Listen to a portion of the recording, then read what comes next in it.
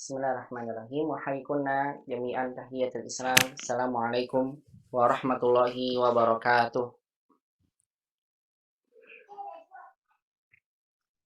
Waalaikumsalam warahmatullahi wabarakatuh. Alhamdulillahi hamdan katsiran tayyiban barakan fihi kama yuhibbu rabbuna wa yardah. Asyhadu an la ilaha illallah wahdahu la syarikalah wa asyhadu anna nabiyyana Muhammadan abduhu wa rasuluh. Allahumma salli wa sallim wa barik ala Muhammadin wa ala alihi wa sahbihi ajma'in. Wa man tabi'ahum bi ihsanin ila yaumidini wa sallama tasliman katsira. Faqala ta'ala fil Qur'anil Karim, ya ayyuhalladzina amanu taqullaha haqqa tuqatih wa la tamutunna illa wa antum muslimun. Wa qala ta'ala, ya ayyuhalladzina amanu taqullaha wa qulu qawlan sadida yuslih lakum a'malakum wa yaghfir lakum dhunubakum wa man yuti'illaha wa rasulahu faqad faza fawzan 'azima. Faqala ta'ala, alif lam ra tilka ayatul kitabil mubin. Inna anzalnahu Qur'anan Arabiyyan la'allakum ta'qilun. Wa qala Umar bin Khattabi radhiyallahu ta'ala anhu, ta'allamul arabiyyata fa innaha min dinikum amma ba'du. Ummahati fillah rahimani wa rahimakumullah jami'an, ibu-ibu yang semoga senantiasa Allah merahmati ibu-ibu sekalian dan merahmati kita semua. Alhamdulillah di kesempatan pagi hari ini kita kembali bersyukur dan memuji Allah Subhanahu wa taala atas seluruh limpahan nikmat dan karunia yang Allah Subhanahu wa taala masih limpahkan kepada kita semua sampai dengan detik ini. Di mana kita dapati mungkin masih banyak di luar sana saudara-saudara kita yang terkulai lemas di atas pembaringannya. Alhamdulillah Allah masih berikan pada kita nikmat sehat wal afiat yang mungkin sampai saat ini kita dapati masih ada di antara saudara-saudara kita yang saat ini sedang kesulitan untuk mencari sesuatu yang bisa mereka makan pada hari ini. Alhamdulillah pada hari ini pun Allah Subhanahu wa taala dengan kasih sayangnya masih melimpahkan pada kita rizki yang melimpah. Maka patut bagi kita untuk senantiasa bersyukur pada Allah Subhanahu wa taala atas nikmat yang Allah Subhanahu wa taala berikan kepada kita ini. Jangan sampai dengan nikmat-nikmat yang Allah berikan pada kita, kita termaksud dari ayat-ayat yang Allah Subhanahu wa taala ulang berulang kali tentang hamba-hambanya yang mendustakan nikmat-nikmatnya. Dengan firman yang Allah Subhanahu wa taala firmankan di dalam Al-Qur'an, "Fabi ayyi ala'i rabbikuma tukadziban." Maka dengan nikmat Tuhanmu yang mana lagi yang kalian dustakan wahai jin dan manusia. Insyaallah mudah-mudahan kita termasuk dari hamba-hamba Allah ketika mendapatkan nikmat kita senantiasa mengingat bahwa nikmat itu adalah dari Allah Subhanahu wa taala dan kita pergunakan untuk perkara-perkara yang dicintai dan diridhoi oleh Allah Subhanahu wa taala dan bukan menjadikan nikmat tersebut kita jadikan menjadi kita semakin jauh dari Allah Subhanahu wa taala wal iyadu billah. Alhamdulillah dengan hidayah dari Allah Subhanahu wa taala, nikmat waktu luang kita di kesempatan pagi hari ini dan nikmat sehat yang Allah berikan kita pada pagi hari ini kembali kita pergunakan untuk perkara yang dicintai dan diridhoi oleh Allah Subhanahu wa taala, yaitu kita akan sama-sama kembali melanjutkan kajian ilmu bahasa Arab yang merupakan bahasa Al-Qur'an, bahasa sunnah Nabi Shallallahu alaihi wasallam yang diperintahkan oleh baginda Nabi Shallallahu alaihi wasallam dan Allah memerintahkannya pada kita untuk mempelajarinya. Oleh karena itulah Umar bin Khattab radhiyallahu taala anhu berkata, "Ta'allamul Arabiyyah fa innaha min dinikum." Pelajarilah oleh kalian bahasa Arab karena bahasa Arab itu adalah bagian daripada agama kalian. Kalau kalian tidak paham bahasa Arab, maka kalian pun tidak akan begitu memahami ilmu agama Islam. Karena agama kita diturunkan oleh Allah Subhanahu wa taala dengan berbahasa Arab. Tentunya kita senantiasa memohon pada Allah Subhanahu wa taala. Mudah-mudahan aktivitas menuntut ilmu yang kita lakukan di pagi hari ini senantiasa Allah catat menjadi satu aktivitas yang akan memberatkan amalan kebaikan kita di yaumil kiamah kelak. Kita berharap mudah-mudahan dengan kegiatan ini Allah jadikan kaki kita nanti dimudahkan langkahnya menuju surga Allah Subhanahu wa taala.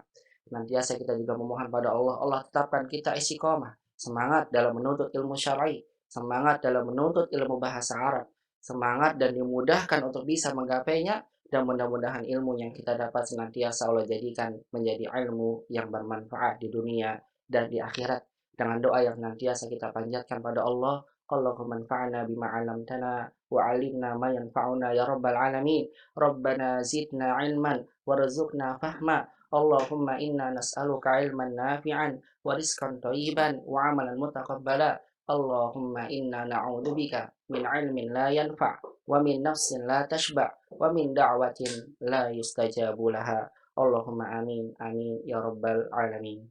Selawat dan salam semoga senantiasa limpahkan pada baginda Nabi kita Muhammad sallallahu alaihi wasallam, pada keluarganya, sahabatnya, dan juga kepada seluruh umatnya yang senantiasa mengikuti tuntunan sunnah beliau sampai hari kiamat kelak. Ummahati fillah rahimani wa rahimakumullah jami'an, ahlan wa sahlan bikunna fi hadhil muhadarah an tariqatul bu'd. Selamat datang kembali kepada Ummahat di pelajaran hari ini. Insyaallah kita masih belajar dengan metode jarak jauh yang mudah-mudahan kita berharap tidak lama lagi kita bisa belajar langsung secara bertatap muka. Allahumma amin ya rabbal alamin.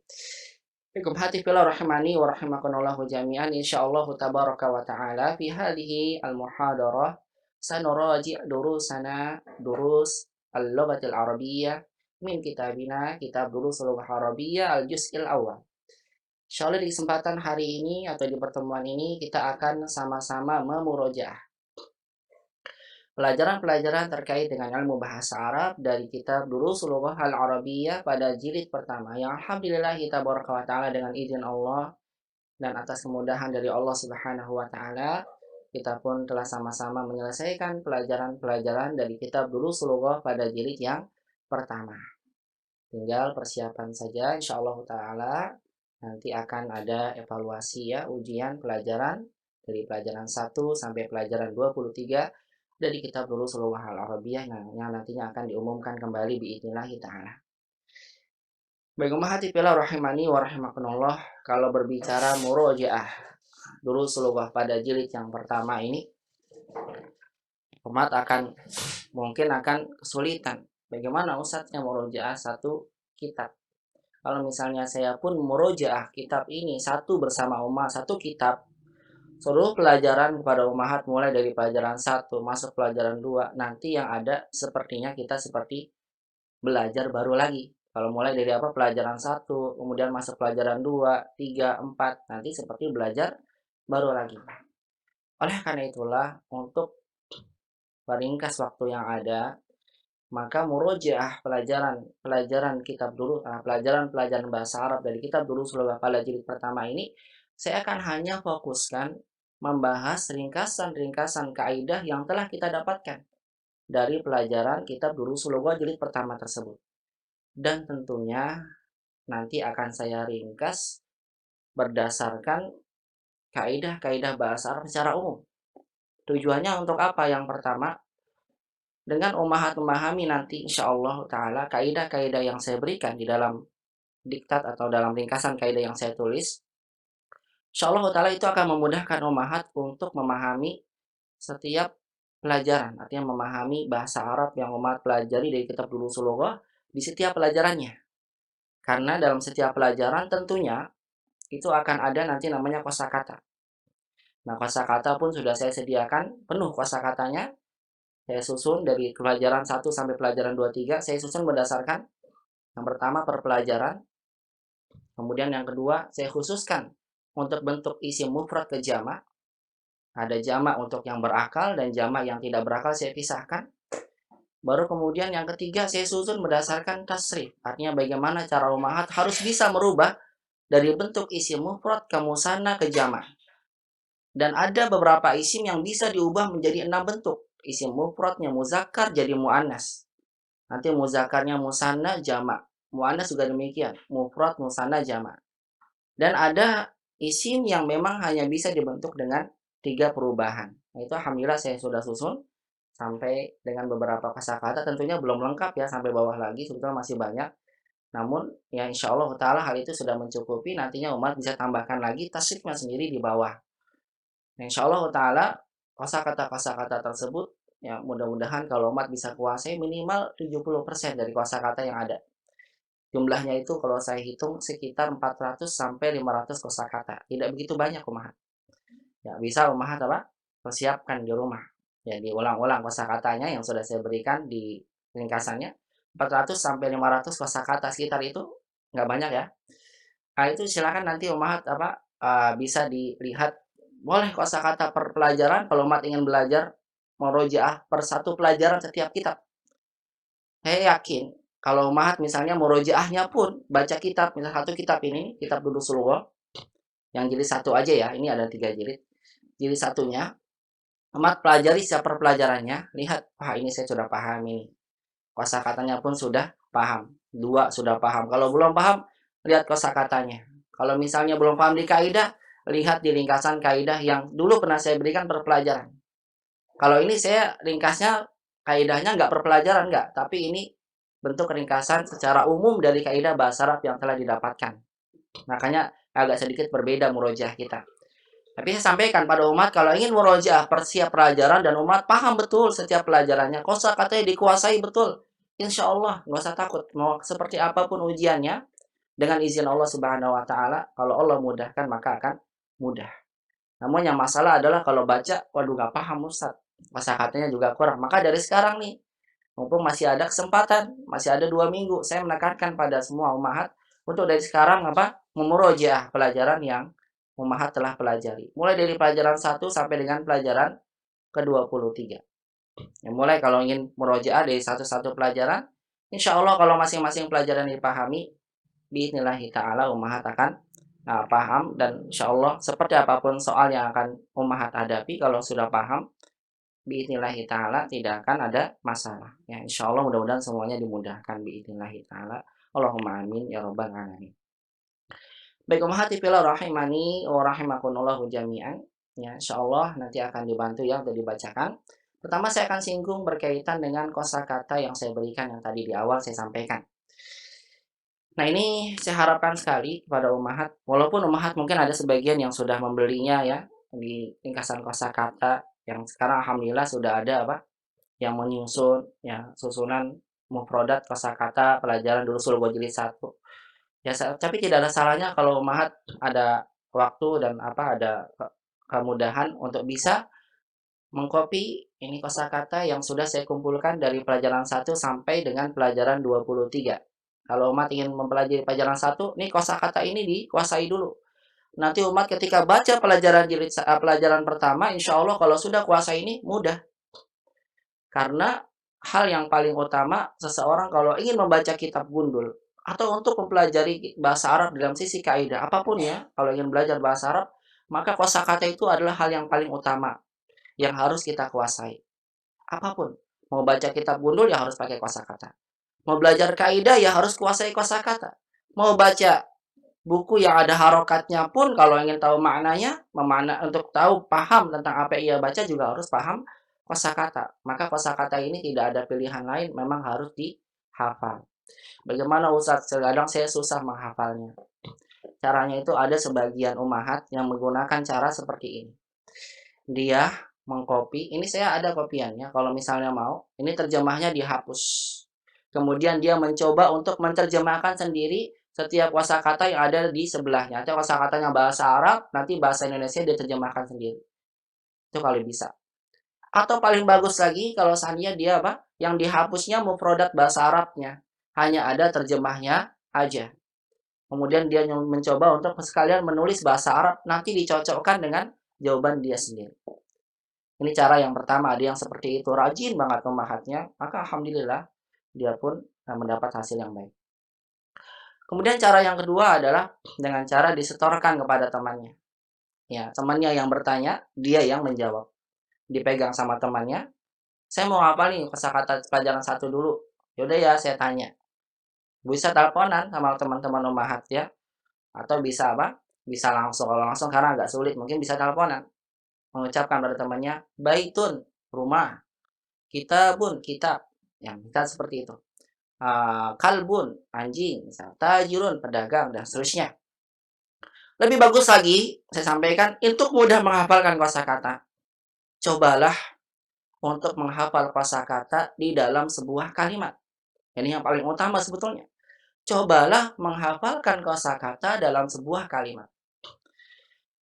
Misal, umat ingin menghafal baitun yang artinya rumah.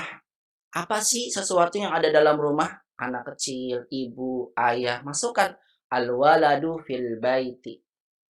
Al-abu atau al-ummu fil matbahi. Ibu di dalam dapur. Dibuat kalimat. Kemudian misal sekolah apa ya? Oh, tolib. At-tolibu fil madrasati.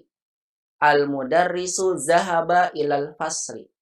Buat kalimat deh. Kalau buat kalimat atau umat baca dalam setiap kalimat dalam setiap pelajarannya dari kitab Durusulullah, umat hafalkannya sisi kalimatnya. Kalau misalnya bisa ya, menghafalkan kalimatnya kemudian ungkapkan kalimatnya. Kalau bisa misalnya di depan kaca ya atau bersama dengan temannya itu lebih baik. Hafalkan kalimatnya kemudian pahami setiap kosakata yang ada dalam kalimat. Insya Allah itu lebih bermanfaat dalam menghafalkan. Ya karena biasanya kalau menghafalkan kosakata per kata itu biasanya cepat hilang juga. Tapi dia menghafal sesuai dengan konteks kalimat, nanti insya Allah itu akan lebih lama ya hilang hafalannya.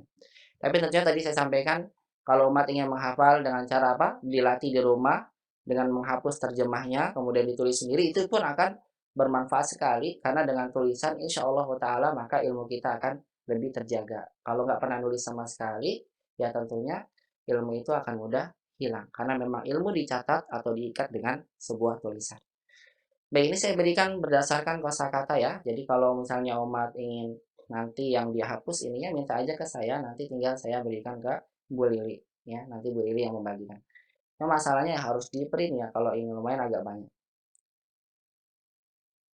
Kalau dulu teman-teman yang di kelas kalau pernah masuk kan ya, jadi ada satu yang mengprintnya kemudian yang lain tinggal mengcopy aja. Tapi nggak apa-apa nih kalau misalnya kalau Allah nggak bisa di copy ya di print masing-masingnya. Baik, ini berkaitan dengan kosakata saya sampaikan dulu biar umat nanti sebagai pegangannya di rumah sebagai kesimpulan dari kitab Durusulullah jilid pertama. Jadi perhatikan terus saya buat ini sampai di pelajaran 21 kosakata yang didapatkan. Mudah-mudahan tidak ada yang terlewat karena saya masukkan juga nama-nama orang ya kemudian nama-nama negara yang terkadang seorang itu bingung ini artinya apa Ustadz? Ternyata nama negara Faronsa dikiranya apa Faronsa itu artinya apa ya Ustadz? Kan nama negara. Makanya saya tulis Musa itu apa ya Ustadz? Dikiranya Musa itu nama orang padahal pisau cukur. Musa itu bisa pisau cukur dan sebagainya. Makanya saya tulis di situ ya.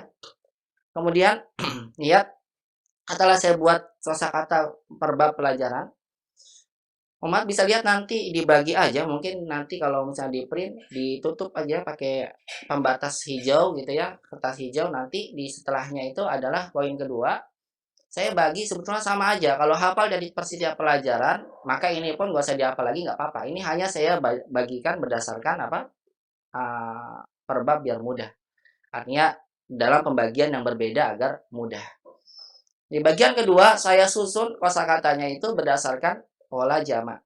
Jadi kan terkadang bingung, Ustaz saya bingung Ustaz ngapalin jamaknya. Ya maka di sini sudah saya kumpulkan perubahan dari bentuk mufrad ke jamak, khususnya berkaitan dengan jamak taksir. Yang pertama saya khususkan dengan bentuk isim jamak yang berakal. Jadi untuk yang pertama yang berakal aja. Yang pertama adalah isim jamak berakal yang memiliki pola jamak taksir. Nah di antara ini ya kata-kata menunjukkan pada profesi. Kemudian kata sifat. Nah, ini saya ingin berikan tips buat umahat untuk kata sifat ya. Untuk kata sifat biar mudah untuk menghafal. Kalau umahat qadarullah lupa. Kabirun jamaknya kibarun. Ini jamak taksir kan? Umahat lupa jamak taksirnya apa. Tapi kalau selama yang umahat ingin jamakan adalah kata sifat, maka kata sifat itu bisa dicatat ini ya. Saya ulang lagi pelan-pelan. Kalau umat lupa, ada kata sifat punya jamak taksir. Umat lupa jamak taksirnya apa? Ini sampaikan pada umat setiap kata sifat ya. Kalau umat lupa jamak taksirnya, maka jamakkan saja dengan jamak mudzakkar salim untuk isi muzakarnya. Kabirun misal kabiruna. Sogirun sogiruna itu dibolehkan karena kata sifat secara asal jamaknya jamak mudzakkar salim. Demikian pula dengan muannasnya, kabirun nanti jadi kabirotun, besar tapi untuk muannas. Umat ingin jamakkan, Ustaz saya lupa jamak taksirnya apa. Sama ya, kabirotun jamaknya juga kibarun. Kabirun juga kibarun, sama. Mau muzakkar muannas kalau punya jamak taksir ya jamaknya sama. Tapi kalau umat qadarullah lupa jamak taksirnya apa, gunakan aja. Kalau muzakkar jadi kabiruna, kalau muannas kabirotun jadi jamak muannas salim kabirotun. Baik ini khusus untuk kata sifat. Cukup sampai itu. Saya berikan tipsnya biar umat tidak lupa. Kemudian di sini saya kumpulkan berdasarkan pola ya, isim jamak dari jamak yang berakal. Saya kumpulkan semua di sini biar memudahkan umat untuk menghafal. Kemudian masih yang berakal, dalam isim jamak yang berakal itu ada jamak mudzakkar salim. Maka saya tulis khusus untuk jamak mudzakkar salim. Yang cukup ditambahkan waw dan nun. Kalau mat lihat dari kitab dulu Lughah yang kita sudah dapatkan, untuk jamak mudzakkar salim itu kebanyakan adalah pada profesi yang diawali dengan mu. Nah, gitu ya. Ya, dari mu depannya tuh lihat tuh, mudarrisun, mudarrisuna, muhandisun, muhandisuna. Mudah nih. Jadi kalau seandainya ada jamak isim yang ingin umat jamakkan, depannya mu langsung aja jamakkan mudzakkar salim. Ya. Kalau misalnya tidak berarti masuknya jamak taksir. Cuma satu aja nih, falahun, ternyata jamaknya falahuna. Jadi isim jamak mudzakkar salim yang kita dapatkan dari kitab Ushul Lughah jadi satu itu cuma sedikit, cuma ini aja. Cuma ada 5. Jadi kebanyakan jamak taksir, ya mau nggak mau harus dihafal. Baik, kemudian yang ketiga adalah jamak muannats salim. Ini kesimpulannya yang sudah didapatkan dari kitab jilid 1. Nanti insya Allah siap kita selesai 1 jilid seperti ini ya, akan ada namanya kesimpulan pelajaran. Bismillah. Mudah-mudahan nanti jilid 2 pun juga selesai. Perhatikan untuk jamak muannats salim. Untuk jamak muannats salim adalah lihat ummahat setiap isim yang diakhiri oleh ta marbuto. Dan jumlahnya kalau saya hitung hanya ada 8 isim saja yang kita dapatkan dari jilid 1 ini. Baitun bintun aja nih, bintun yang jadi banatun. Makanya tak terbuka ya, ta maftuhah tapi dijamakan dengan jamak muannats salim. Karena memang salah asalnya bintun itu artinya anak perempuan. Berarti kalau dijamakan kan nggak mungkin jadi jamak mudzakkar salim, bintuna nggak mungkin. Maka jadi banat. Perhatikan aja perbedaannya, lihat umahat. Kalau banat, naknya pakai alif. Kalau bintun tidak ada alifnya. Ini suka ketukar dalam memberikan harokat. Hati-hati ya. Bedakan bintun dengan banat. Adapun yang lainnya, setiap yang ada tak marbutonya, lihat tolibatun, tobibatun, maka dijamakan dengan jamak muannats salim yang cukup ditambahkan alif dan tak. Tolibatun, tolibatun, mudarrisatun, mudarrisatun, dan seterusnya. Saya kira dipahami ini ya, insya Allah. Baik, kemudian saya pisahkan setelah isim jamak yang berakal, saya bagi yang kedua kepada isim khusus untuk jamak tidak berakal. Teman bisa lihat di sini, untuk jamak tidak berakal, saya sampaikan nggak mungkin, tidak mungkin, dan nggak mungkin ada jamak mudzakkar salimnya. Untuk jamak tidak berakal, tidak akan mungkin ada jamak mudzakkar salimnya. Yang ada itu kalau jamaknya dari isim yang tidak berakal, maka bentuknya hanya jamak taksir. Paling kalau ada ta marbuto misalnya, untuk jamak, untuk isim tidak berakal. Misalnya apa Ustaz? Sayyarotun. Sayyarotun ada ta marbuto. Maka jamaknya adalah jamak muannats salim. Sampaikan. Isim tidak berakal, jamaknya hanya jamak taksir aja. Nggak ada jamak mudzakkar salim. Kalau beda dengan tadi yang di atas saya susun dari berdasarkan susunannya. Kalau isim yang berakal ada 3. Ada jamak mudzakkar salim, jamak muannats salim, jamak taksir. Nah, kalau dia tidak berakal, maka jamaknya hampir semuanya, bahkan semuanya adalah jamak taksir. Kecuali kalau isimnya ada ta marbutonya. Kalau isim tidak berakalnya ada ta marbutonya, maka ummahat boleh menjamakannya dengan jamak muannats salim. Walaupun ada sebagian isim yang ada ta marbutonya, ternyata jamaknya punya jamak taksir. Memang ada Ustaz. Ada contohnya madrasatun. Tapi udah saya kumpulkan di sini ya, ada madrasatun sekolah.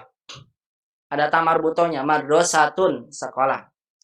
Jamaknya apa Ustaz? Boleh umat jamakan madrasatun, jamak muannats salim. Boleh aja nggak apa-apa. Kenapa? Karena ada ta marbutonya. Walaupun memang ada bentuk jamak taksirnya. Apa itu? Madrasatun, jamak taksirnya madarisu. Jadi kalau hafal jamak taksirnya itu lebih baik digunakan itu. Tapi kalau nggak hafal jamak taksirnya maka cukup menggunakan jamak muannats salim. Karena isim yang tidak berakalnya ada ta marbutoh. Baik. Kemudian saya memberikan peringatan di sini biar umat ingat. Ini jangan sampai dilupakan. Ketahuilah bahwasanya jamak dari isim yang tidak berakal tidak ada bentuk jamak mudzakkar salimnya nih, sudah saya tulis di sini. Yang kedua, Isim jamak yang tidak berakal digolongkan kepada jenis isim muannas mufrad. Nah, ini yang perlu diingat ya.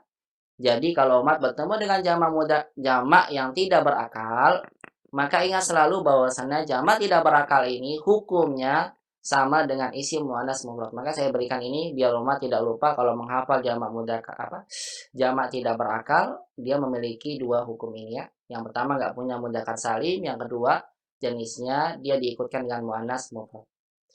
Baik, adapun pola-polanya alhamdulillah sudah saya kumpulkan di sini yang bisa Ummahat lihat di dalam ya catatan ini. Atau mungkin sebagian sudah ada memprint bisa dilihat ya. Polanya fu'ulun, af'alun, cepat saja, percepat saja. Fu'ulun, fa'il, fa'alil. Nah, ini nih. Nih perhatikan untuk yang ini saya sampaikan. Nah, ini yang jamak muntahal jumu. Lihat ya. Ini yang jamak muntahal jumu. Setelah alif lebih dari satu huruf. Fa'il, daftarun. Paling banyak ini. Dafatir, maktabun, makatib, punduk, fanadik. Nah, ini adalah jamak muntahal jumu umahat. Karena setelah alif lebih dari satu huruf. Lihat nih. Hakibatun hakoik. Ustadz kan ada tamar butonya. Boleh gak saya buat jadikan hakibatun? Saya sampaikan boleh ya. Tapi kalau punya jamak taksir, menggunakan jamak taksir itu lebih utama. Saya sampaikan itu, menggunakan jamak taksir lebih utama. Tapi boleh hakibatun, mardosatun, mistorotun, daqiqotun itu dibolehkan. Tapi kalau ada jamak taksirnya dan umahat hafal, gunakan jamak taksir itu lebih utama. Nah, ini jamak yang tidak berakal yang memiliki hukum muntahal jumu. Kemudian juga fa'il nih. Nah, tadi mana tuh yang bawahnya? Bentar ya, ini agak susah dibawahkan. Ini biar saya sampaikan ini dulu mukadimah biar umat paham tentang kesimpulan dari kosakata. Karena kosakata penting banget. Jadi kalau mau hafalkan dari ini aja. Itu sudah cukup. Fa'il contohnya finjan, fanajin, mindil, manadil. Nah, ini yang ada 3 huruf setelah alif. Dihafalkan ini ya, semua ada 3 ini. Fanadil, fanajin, mafati, dan alhamdulillah kosakatanya pun sudah ada.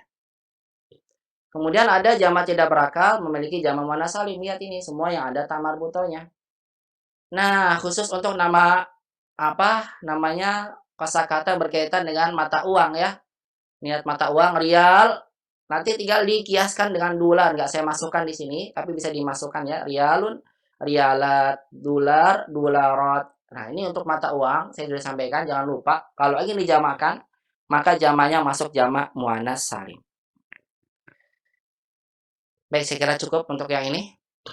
Bisa dipahami ya, itu bagian yang kedua. Kemudian saya susun berdasarkan bagian ketiga. Nanti kalau udah sampai ini, kalau Mat sudah mengkopinya, maka saya sarankan kalau dikecilkan juga bagus ya. Kalau misalnya mau dikecilkan jadi kamusnya kecil, ya mudah juga dibawa di kantong, apalagi kalau ujian. Ya sebagian ada yang dibawa, tapi saya kumpulkan ke depan kalau dulu. Kalau misalnya ujian, ya siap berkaitan bahasa Arab dikumpulkan. Tapi nggak tahu nih kok nanti ujiannya di rumah, mudah-mudahan membahas semua. Nanti nggak boleh lihat buku ya di rumah masing-masing. Kemudian nanti umat ya perhatikan yang kedua nanti ditutup lagi dengan kertas apalah berwarna misalnya biar membedakan ini bagian yang tadi tentang jamak. Karena bagian ketiga saya susun berdasarkan ini mufrodat, kata sifat, profesi dan semua isim yang berakal dan di bawahnya nanti semua isim yang tidak berakal berdasarkan pembentukan tasrifnya. Kenapa saya buat begini? Karena Masya Allah umahat, lihat ya, dalam bahasa Arab, satu kosakata itu bisa dibentuk menjadi kosakata yang banyak. Saya berikan contoh ya. Satu ini, pelajar. Pelajar itu bahasa Arabnya tolibun. Umat kan hafal ini, tolibun. Zamannya tolabun. Kita sudah belajar bahwasanya isim itu ada yang bentuknya mufrad satu kata tunggal. Ada yang musanna dua orang. Ada yang jamak. Lebih dari 2, 3 sampai seterusnya. Nah, dari masing-masing kosakata bahasa Arab, ini kosakata benda maksud saya, ada isim yang bisa diubah menjadi 6 bentuk seperti ini. Dari mufrad, musanna jamak, ada bentuk muannasnya. Cukup tambahin tak marbuto. Lihat ini, jadi 6. Tolibun pelajar, tolibah juga pelajar, toliban pelajar. Cuma beda artinya. Tolibun pelajar satu untuk laki-laki. Kalau pelajarnya perempuan jadi tolibatun. Lihat ini. Kalau pelajarnya 2 laki-laki, tolibani. Kalau 2 perempuan, thalibatani. Kalau 3 sampai seterusnya untuk laki-laki, tulabun. Untuk jamak perempuannya 3 sampai seterusnya, thalibatun. Kalau bahasa kita kan begini, Umahat. Kalau pelajar, ya pelajar. Kalau 2 pelajar, tinggal bilang 2 pelajar. Kalau pelajarnya banyak, pelajar-pelajar. Pelajar perempuan, tambahin pelajar perempuan. 2 pelajar perempuan. Begitu, tetap artinya pelajar. Nah, kalau dalam bahasa Arab, untuk merubah dari satu bentuk asal, lihat di sini, tolibun pelajar laki-laki. Dan kita ingin ubah menjadi perempuan, maka caranya seperti ini. Nah, umat harus bisa nih, mengkiaskan setiap isim menjadi bentuk mufrad, ke musanna, ke jamak. Karena nggak mungkin ya, kita membuat kalimat itu selalu isinya mufrad terus. At-talibu zahaba ilal madrasati. Kalau kita ingin buat 2 orang, bagaimana? Kita harus hafal kan? Harus ubah dulu. Tolib, kedua jadi apa sih? Caranya mudah. Tambahkan alif dan nun. Tolibani zahaba ilal madrasah. Kalau jamak, ingat di jamaknya apa ya? Oh, jamaknya jamak taksir, tulab. Berarti kita buat atulabu zahabu ilal madrasati dan seterusnya. Kalau jadi muannas, tolibah, tolibatan. Nah, ini kebanyakan seperti ini nih. Kebanyakan yang memiliki, saya ulang lagi, kebanyakan isim yang memiliki 6 bentuk perubahan dari mufrad ke jamak, muzakkar ke muannas, itu adalah semua isim yang menunjukkan kepada profesi, kata sifat. Isim yang berakal, atau gampangnya ini isim yang berakal. Betul lebih gampangnya, saya sampaikan, profesi dan kata sifat. Semua isim menunjukkan pada profesi, isim berakal, satu lagi tambahin, dan kata sifat. Maka isim ini bisa dibentuk menjadi apa? Dari mufrad ke musanna ke jamak, dari muzakkar ke muannas. Contohnya ini, tolib, tolibatan. Tajirun, tajiroh diubah terus jadi jamak, begitu. Ini harus umat bisa ya latih ini di rumah. Hajun, hajani, hujajun. Hajatun, hajatani, hajatun. Terus ya buat seperti ini baru umat latihan. Ini nggak semuanya saya masukkan ya, karena banyak juga lumayan. Jadi tinggal umahat nanti kalau ada isim berakal yang memiliki 6 perubahan bentuk, maka ditulis lanjutannya di bawah bisa. Zamilun, zamilani 2 orang, kalau zamannya zumala. Kalau muannas zamilatun, zamilatani, zamilat, dan seterusnya. Dibuat nih. Sodik sama-sama teman, cuma bedanya zamilun teman dalam satu tempat yang sama. Kalau sodikun teman secara lebih dekat, dimanapun dia berada ya teman sejati, itu sodik namanya.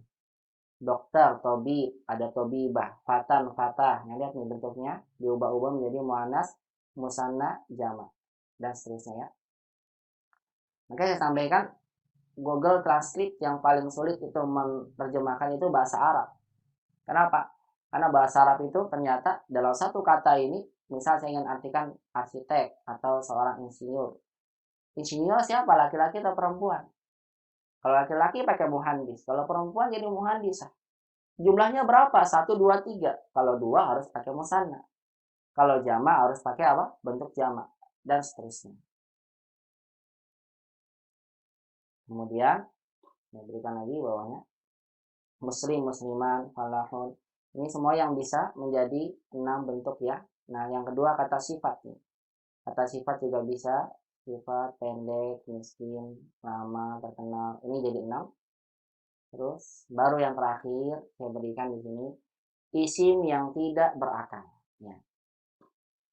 Kalau isim yang tidak berakal, pastikan umahat dia nggak bisa umat bentuk dari muzakkar jadi muannas. Kalau sudah muzakkar ya muzakkar selamanya. Jangan umat jadikan baitun, saya jadikan muannas, baitatun. Nggak bisa. Yang bisa itu tadi yang di atas, hanya profesi, pokoknya yang berakal deh, isim berkaitan dengan isim berakal. Profesi ya, nama orang itu juga bisa. Kemudian apa? Kata sifat yang ditunjukkan untuk apa sesuatu yang berakal. Maka dia bisa dibentuk jadi 6. Tapi kalau isimnya tidak berakal, maka perubahannya hanya 3 bentuk aja. Kalau udah muzakkar ya muzakkar selamanya. Baitun, baitani, buyutun. Jangan umat jadikan Ustaz saya ingin buat rumah jadi muannas. Baitatun, baitatani, baitatun itu enggak ada. Bid'ah itu mengada-adakan. Wa kullu bid'atin dolalah wa kullu dolalatin finnar. Nah, satu yang diada-adakan sesat di neraka tempatnya. Baik, enggak ada artinya kalau sudah muzakkar namanya berarti hanya bentuk 3. bintang, najmun, najmani, nujumun. Buat darsun, darsani, durusun. Begitu Ummahat, latih di rumah tuh caranya. Harus bisa. Kirsun, kirsani, kurush.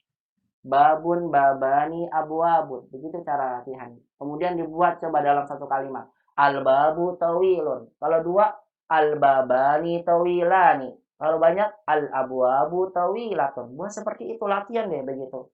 Insya Allah Ta'ala nanti umat akan bisa cara membuat kalimat dari masing-masing isinya. Umat buat dari yang muzakkar dulu. Apa dari yang mufrad dulu satu. An-nahru. Sungai itu apa ya? An-nahru sogirun. Sungai itu kecil. Sekarang saya mau buat dua sungainya.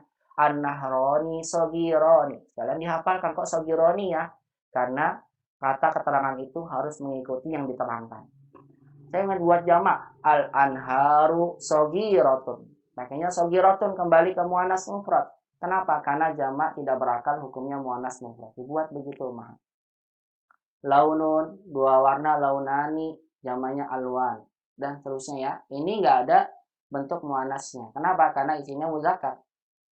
Kalau mendapatkan ada isim tidak berakal, isinya muannas ya berarti sudah muannas namanya. Contohnya apa? Hakibatun misalnya. Saya nggak tulis ini. Hakibatun. Nggak bisa jadi hakibun. Jadi muzakkar nggak bisa. Kalau yang tidak berakal sudah muzakkar, muzakkar selamanya sampai kiamat.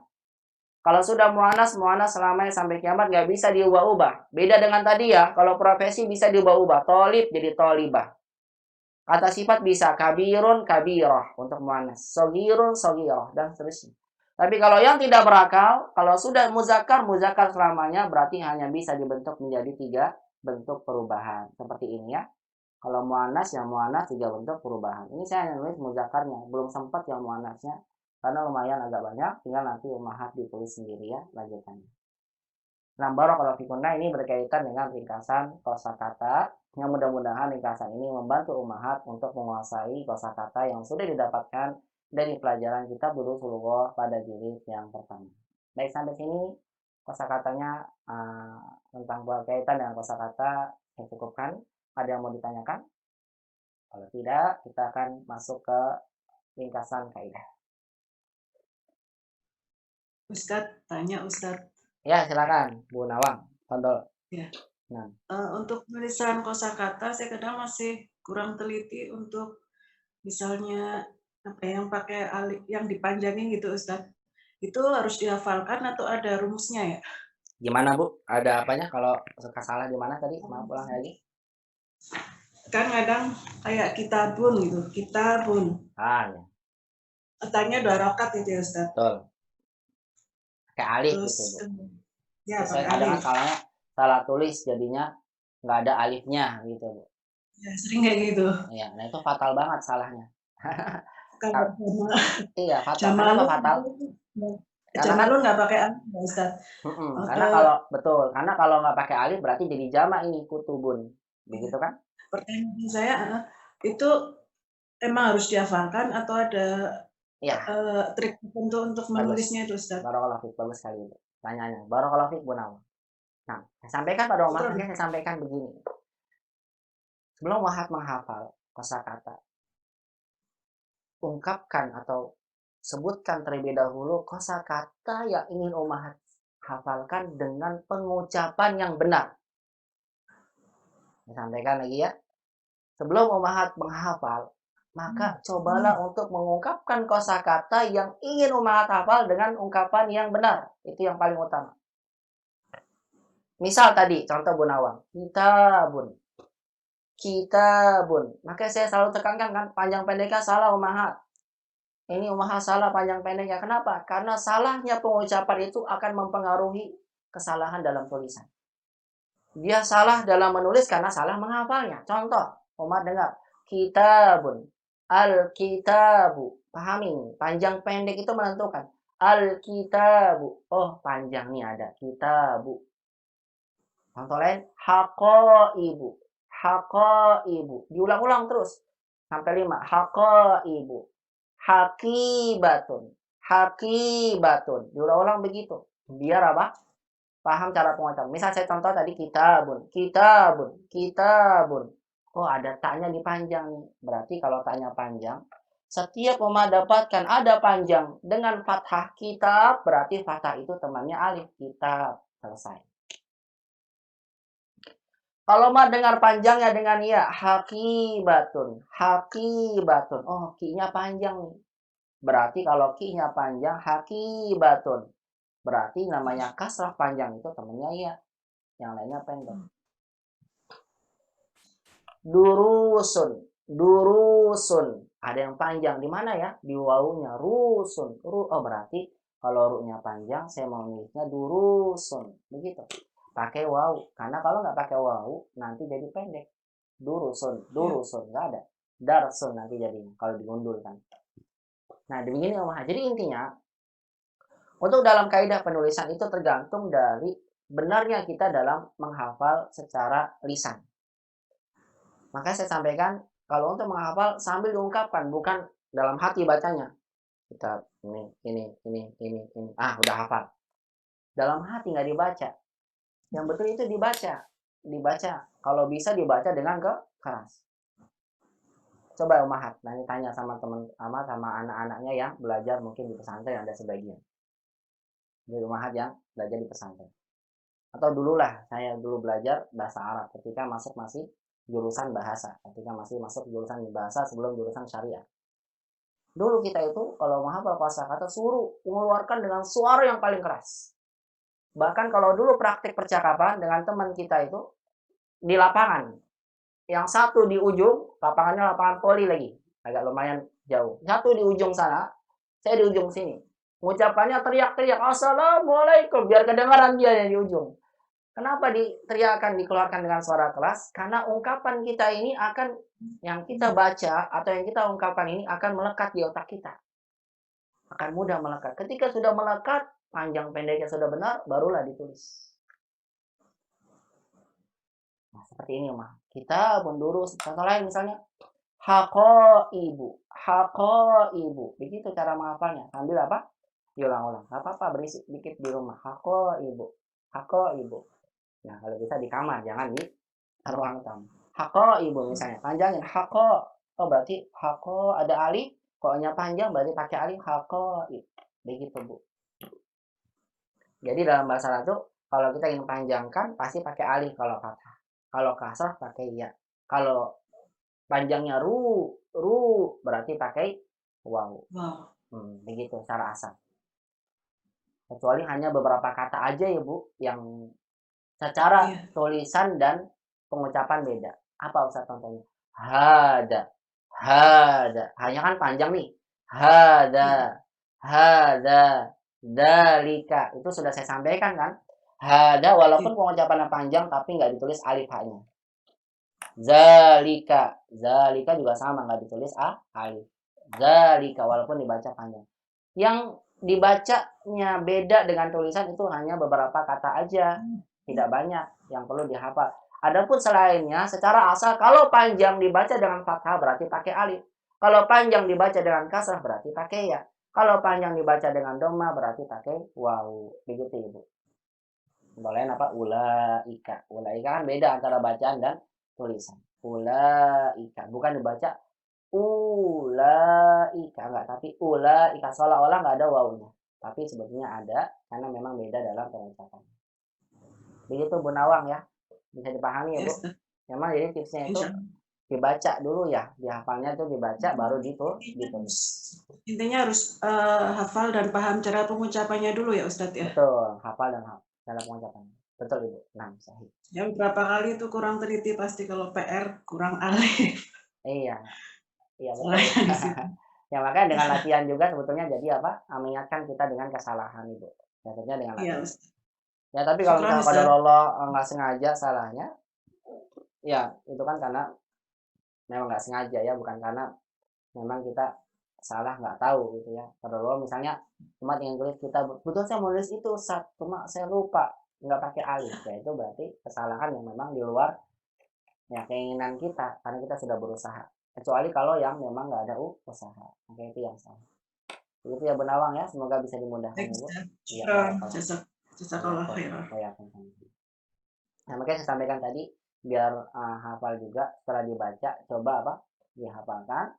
Kemudian ditulis sendiri ya di sini. Mistorotun, mistorotani sambil latihan. Masatir. Nah, seminggu ini saya sampaikan coba deh latihan kosakata di rumahnya sedikit demi sedikit. Kalian ditulis, insya Allah Ta'ala ini akan memberikan manfaat yang banyak.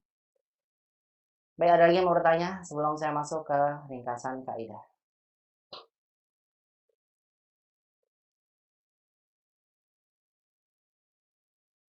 Tidak ada ya, alhamdulillah. Silakan nanti dipelajari di rumah. Insya Allah Ta'ala kita akan mempelajari ringkasan kaidah.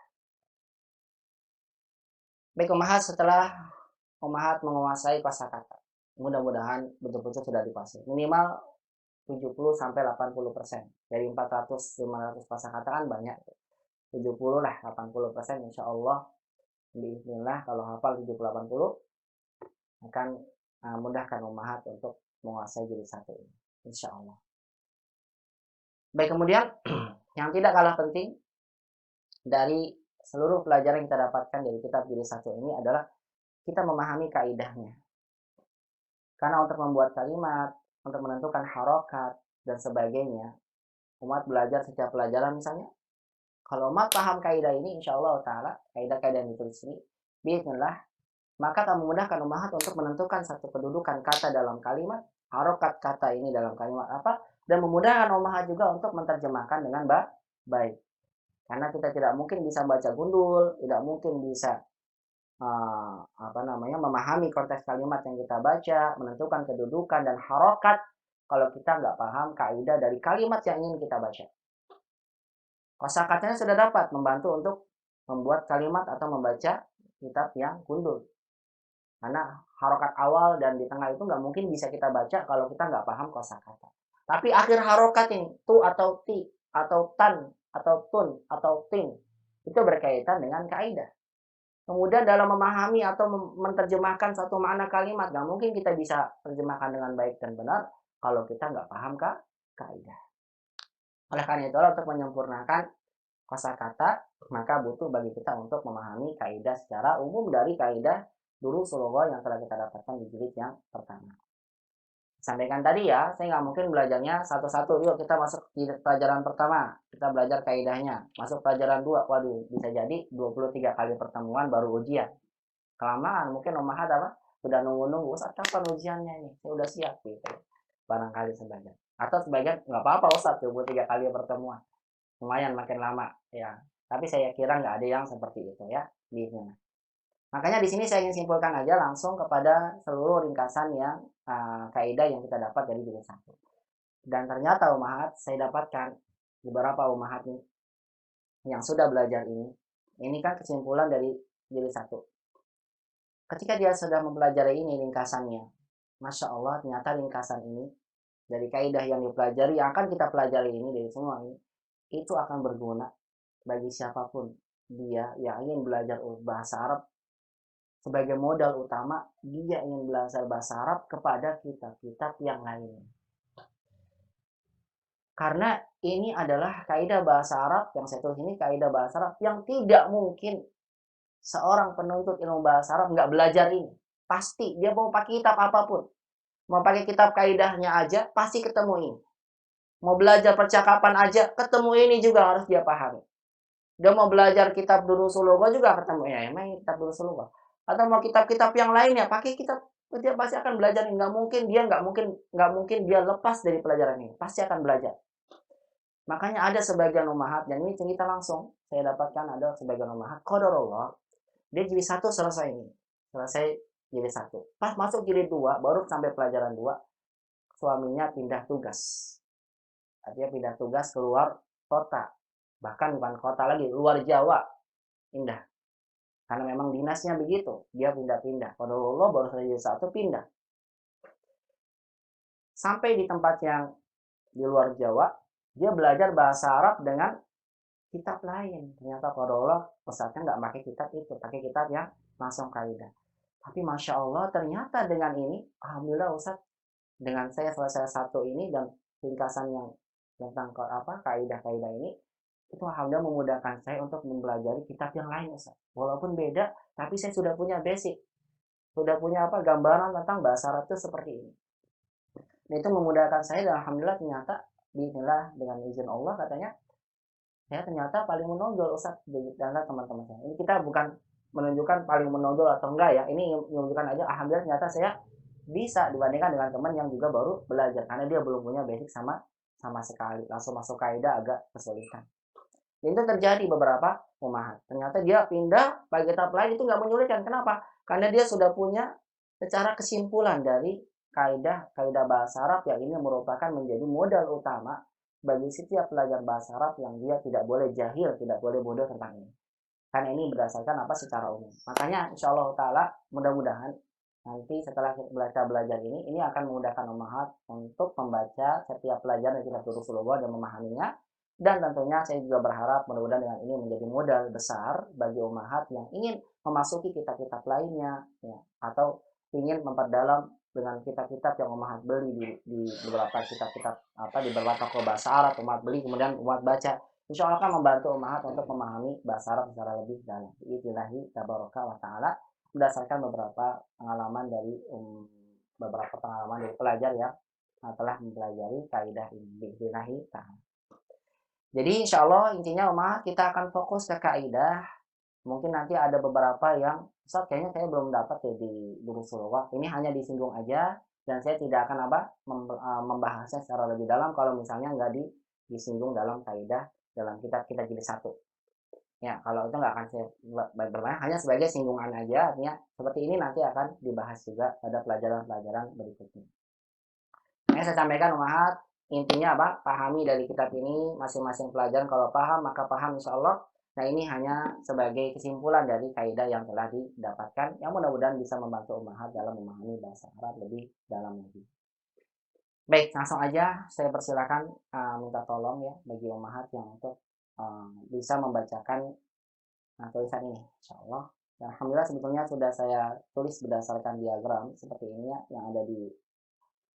yang ada di PowerPoint presentasi begini, tapi saya ingin dibaca aja biar nanti kemudian saya sampaikan berdasarkan gambar ini kesimpulannya biar mudah. Saya minta dibacakan dulu aja biar nanti ummahat yang lain bisa menyimak ya dengan baik. Baru kemudian saya akan jelaskan sedikit demi sedikit. Silakan, tafadhol. Barangkali ada yang bisa minta tolong.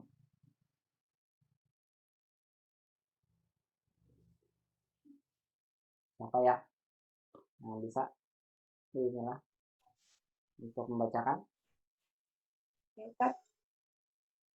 Bu Ani, ya silakan.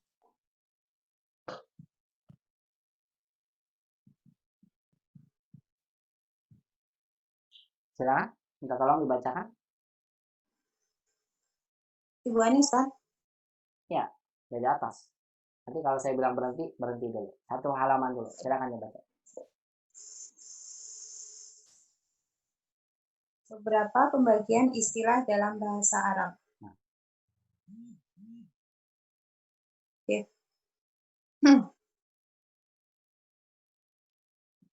Definisi jumlah mufidah atau kalam dalam bahasa Arab.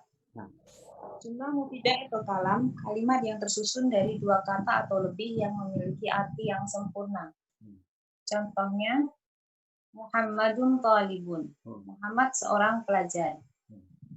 Muhammad Dhahaba Muhammadun ilal fasli. Muhammad pergi ke kelas. Dalam bahasa Arab, kata atau kalimat yang disebutkan dalam suatu perkataan atau kalimat terbagi menjadi 3 bagian, yaitu isim, fiil, dan huruf. Apa itu isim, fiil, dan huruf? Isim adalah kata yang tidak berkaitan dengan waktu dan menunjukkan kepada manusia, hewan, tumbuhan, benda, tempat, waktu, sifat, atau makna dasar. Fiil adalah kata kerja yang menunjukkan waktu tertentu. Huruf adalah kata yang tidak memiliki makna kecuali bila bersambung dengan kata yang lain. Baik, cukup Bu Ani sampai sini dulu. Barakallahu fiik. Mahat untuk istilah kaidah bahasa Arab pertama yang hendaklah ummahat tahu yaitu adalah tentang istilah jumlah mufidah atau yang dikenal dengan kalam dalam bahasa Arab. Jumlah mufidah, jadi umat kalau mendengar ada istilah jumlah mufidah atau kalam, itu maksudnya adalah susunan kalimat. Artinya satu kalimat yang sudah tersusun yang minimal terdiri dari 2 kata atau lebih yang memiliki makna yang sempurna. Maksudnya begini. Jadi kalimat dalam bahasa Arab itu tidak mungkin terbentuk kecuali harus tersusun minimal 2 kata. Saya ulang lagi.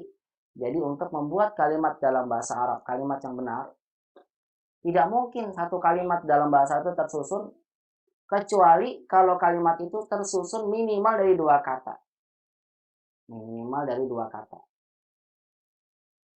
Atau lebih, kalau lebih apalagi. Yang penting ini dia. Setelah itu 2 kata dan lebihnya memiliki makna yang sempurna. Kalau nggak memiliki makna, maka nggak jadi kalimat. Walaupun buat panjang banget kalimatnya, tapi nggak ada maknanya. Karena salah bentuk kaidahnya. Makanya nggak jadi kalimat. Saya berikan contoh. Nanti kalau perlu saya tulis ya. Ini saya coba dulu di sini, mudah bisa dipahami. Contoh, Mak ingin buat kalimat cuma 1 kata. Al-masjidu. Selesai, titik. Ini bukan kalimat nama dalam bahasa Arab. Cuma 1 katanya. Berarti ini namanya kata. Istilahnya kalimah dalam bahasa Arab. Kosakata aja. Kalau buat kalimat, ya minimal 2 kata. Contohnya, misal di sini yang dibacakan sama Bu Ani tadi. Muhammadun talibun. Lihat, katanya ada 2. Makanya jadi kalimat. Muhammad seorang pelajar. Secara makna, kalau diartikan itu sudah bisa dipahami oleh orang yang mendengar. Muhammadun talibun. Muhammad seorang pelajar. Berarti ini sudah dikatakan dalam bahasa Arab sebagai jumlah mufidah istilahnya. Atau diungkapkan juga dengan al-kalam. Namanya jumlah atau kalam. Kenapa? Karena kalimatnya tersusun dari 2 kata. Sudah masuk minimal. Dan bisa dipahami dengan baik oleh si pendengar. Muhammadun talibun.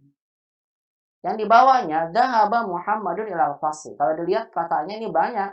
Ada 4. Zahaba Muhammadun ila al-fasli. Ini syarat ya. Artinya lebih dari 2. Kemudian kalau dibaca zahaba Muhammadun ilal fasli. Muhammad pergi ke kelas. Orang yang mendengar paham. Muhammad pergi ke kelas. Oh iya. Maknanya bisa dipahami. Berarti susunan kata-kata yang ada pada kalimat ini sudah menjadi satu kalimat sempurna. Beda kalau ada orang buat begini, panjang banget kalimatnya, tapi nggak memiliki faedah atau nggak memiliki makna dalam kalimat. Misal, saya berikan contoh. Al-kitabul ladzi alal maktabil kabiri.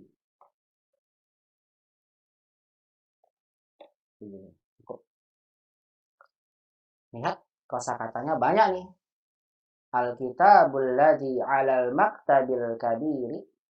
Kalau diartikan ada 1, 2, ini saya tulis 1, 2, 3, 4, 5. Ada 5 ya. 5 kata. Diartikan buku yang ada di atas meja besar itu. Kalau saya tanya sama umat, kira-kira kalau orang yang dengar kalimat ini, buku yang ada di atas meja besar itu, kira-kira dia sudah sempurna belum memahami kalimat ini? Atau masih ada yang kurang kira-kira? Apa jawabannya? Masih kan ya? Buku yang ada di atas meja besar itu, orang yang dengar pasti apaan apa namanya? Kenapa? Buku itu kenapa? Berarti kalimatnya belum sempurna. Walaupun ada banyak, selama dia belum sempurna, maka nggak jadi kalimat. Makanya banyaknya kata itu dalam kalimat nggak cukup kalau seandainya nggak bisa dipahami. Kenapa? Karena ini belum sempurna. Atau ada seorang yang membuat kalimat begini. Al-kitab, jangan kitab lagi ya nanti. Al-baitu, al-kabiru, al-jamilu. Dikiranya ini kalimat. Kenapa? Karena kan udah lebih dari 2 kata. Kemudian apa? Ya, sudah lebih dari 2 kata. Yang penting udah lebih 1 dari 2 kata, tapi bukan kalimat. Kenapa? Karena kalau dipahami lihat al-baitul kabirul jamilu, rumah yang besar itu lagi indah itu. Kenapa? Ini belum sempurna. Kenapa belum sempurna? Karena kalau orang yang mendengar kalimat ini itu akan bertanya-tanya, memang setelahnya itu apa?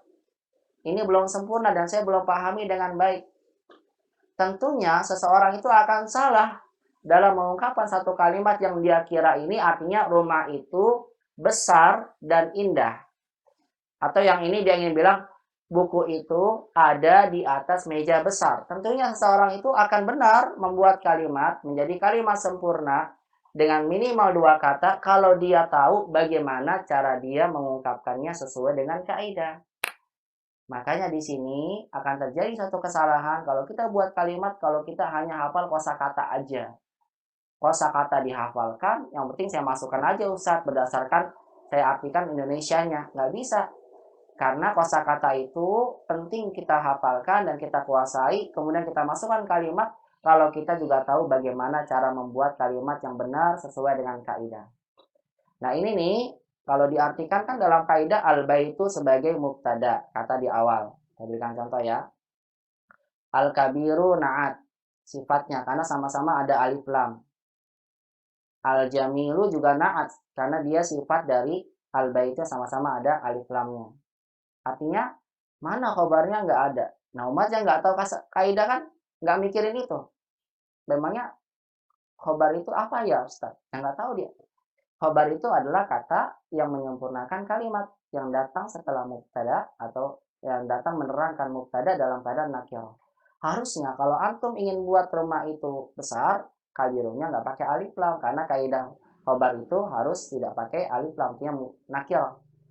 Sehingga kalau ini nggak sempurna. Kenapa? Karena belum ada khobarnya. Nah tentunya umat kalau nggak tahu kaidah kan nggak tahu apa lagi khobar itu ya. Ya kemudian insya Allah ta'ala kalau umat paham, maka umat akan tahu ini kalimatnya belum sempurna karena belum ada khobarnya. Demikian pula dengan ini. Ini nggak sempurna kenapa? Karena nggak ada khobarnya mana. Karena mubtada itu harus ada khobar. Karena ini hanya ada alkitabu mubtada, alladhi isim mausul, alal maktabi silah mausul dari alladhi, al-kabiri sifat. Mana khobarnya? Nggak ada. Yang menerangkan bukunya mana? Nggak ada. Berarti kalimat ini nggak sempurna. Begitu ya Umahat. Jadi intinya satu kalimat dalam bahasa Arab itu minimal harus 2 kata, minimal 2 kata. Lebih boleh, tapi jangan lupa dia harus sempurna. Bagaimana caranya biar sempurna? Tentunya kita harus memahami bagaimana cara kita menyusun kalimat dengan susunan kaidah yang benar. Nah, itu yang dimaksud dengan kalimat secara umum dalam bahasa Arab. Baik. Kemudian disampaikan oleh Bu Ani tadi. Nah, karena kalimat yang sempurna itu adalah satu susunan kata yang tersusun dari 2 kata atau lebih yang membuat kalimat sempurna, maka kita tidak akan mungkin mengenal ya satu kaidah secara benar kalau kita sendiri belum paham bahwasannya susunan kalimat itu terdiri dari kata-kata ini. Ada yang susunannya dari isim dan isim, ada fiil isim, huruf isim, begitu ya. Jadi intinya kalimat yang kita susun itu adalah terdiri dari kata-kata. Dan kata dalam bahasa Arab itu hanya ada 3, yaitu isim, fi'il, dan huruf. Nah makanya kita harus mengenal dulu apa itu isim, fi'il, dan huruf berdasarkan pembagiannya. Nah isim adalah kata yang tidak berkaitan dengan waktu dan menunjukkan pada manusia, hewan, tumbuhan, benda, tempat, waktu, sifat, atau mana dasar. Contohnya Muhammadun isim. Kenapa? Karena menunjukkan pada manusia. Thalibun juga karena menunjukkan pada manusia. Zahaba Muhammadun, zahaba pergi. Ini kalau umat tahu artinya ya. Kalau nggak tahu ada ciri-cirinya, tapi saya nggak sebutkan karena bukan pembahasan kita. Zahaba Muhammadun ilal fasri, zahaba karena kata kerja, pergi berarti kata kerja. Muhammadun, Muhammad nama orang berarti isim. Ila ke, nah, ke itu berarti huruf karena tidak memiliki makna secara asal. Ila al fasri, fasri artinya kelas, berarti kelas itu isim. Artinya setiap dalam kalimat yang kita bentuk itu akan berkaitan dengan ini dia penggunaan isim, fi'il, dan huruf. Nah tentunya umahat, nah nanti di sini sampaikan. Misal contoh, kita ingin buat kaidah satu kalimat sempurna yang singkat aja. Saat saya membuat kalimat singkat 2 kata aja deh jadi kalimat. Bisa. Misalnya umat ingin buat kalimat yang bentuknya mubtada ya. Bagaimana? Misalnya saya ingin buat tentang sekolah. Sekolah itu besar. Kalau dalam bahasa kita kan tinggal masukin aja sesuai dengan keinginan kita. Umat masukkan begini, rumah itu besar. Jadi kalimat. Rumah itu rumah. Sekolah itu besar. Sekolah itu besar. Yang buat kalimat ya. Sekolah itu besar. Misalnya. Dalam kalimat bahasa Indonesia selesai. Umat ingin ungkapkan dengan bahasa Arab. Bagaimana ya saya ingin buat kalimat sederhana? Nah, umat tidak akan mungkin bisa membuat dengan benar kalau umat tidak tahu bahwasannya ini dalam bahasa kita, sekolah itu besar, dia sebagai subjek dalam kalimat nomina, besar sebagai predikatnya. Sekolah itu besar. Nah, umat yang buat sekolah itu besar dengan bahasa Arab. Nah, tentunya dua kata ini kalau dimulai dengan isi, kita sudah pernah belajar ya, dikenal dengan jumlah ismiyah. Kata pertama harus ma'rifat, berarti sekolahnya harus pakai tak marbuto. Tak marbuto. Harus pakai alif lam, al madrasatu. Begitu. Kemudian besar, karena besar yang menerangkannya, berarti harus menggunakan karena dia khobar nakirah, kabir. Kemudian khobar itu harus menyesuaikan madrasah. Madrasahnya muannas, berarti kabirnya harus muannas. Al madrasatu kabiratun. Sekolah itu besar. Salah kalau seandainya umat buat ini al madrasatu kabirun. Salah kan?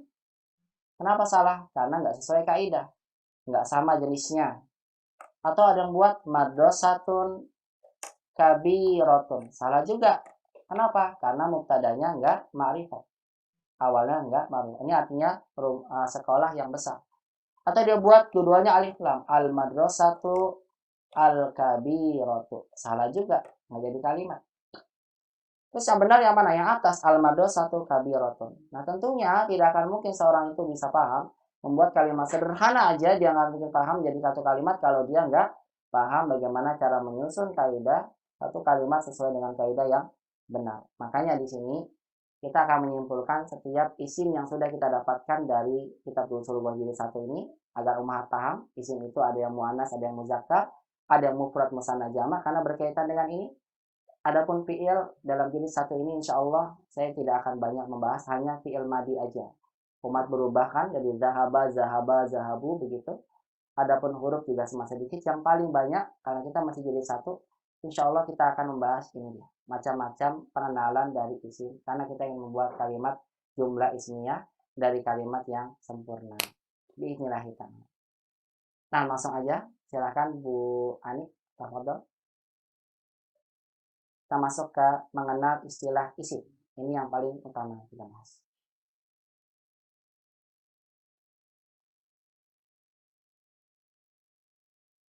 Udah dulu ya.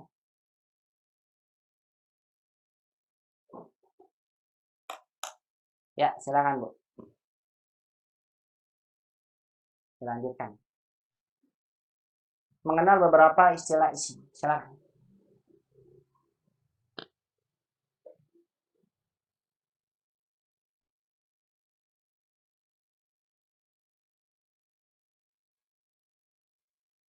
Yang lain mungkin bisa dibantu? Ya ada suaranya. Saya Ustadz. Ya silakan begitu. Ya silakan. Mengenal beberapa istilah isim. A. Isim ditinjau dari kejelasannya. Terbagi dua. 1. Isim nakiroh. Pengertian. Isim yang belum jelas bendanya atau masih umum dalam bahasa Inggris dikenal dengan indefinite article. Contoh, kitabun, qalamun, miftahun, mudarrisun. 2. Isim ma'rifah. Pengertian. Isim yang sudah jelas bendanya atau sudah tertentu jelas dalam bahasa Inggris dinamakan dengan definite article. Isim ma'rifah dalam bahasa Arab ada 7, yaitu 1. Dimasuki oleh alif dan lam. Contoh, al-kitabu, al-maktabu, al-qalamu, al-muhandisu, al-hammu. Al-hammam. 2. Al-hamamu. Ya. 2. Isim isyarah. Isim isyarah adalah kata yang digunakan untuk menunjuk sesuatu. Dalam bahasa Arab, dari segi penggunaannya, isim isyarah dibagi 2. Isim isyarah jarak dekat. Ini bacanya gimana, Ustaz? Bacanya gini aja. Zakar. Haza, hadihi, hazani, hatani, haulai, haula. Haza menjadi haza, hazihi, haza, hazani, hatani, Ya, terus. haulai, haulai. Nah, terus dulu ke bawahnya. Isim isyarah jarak jauh.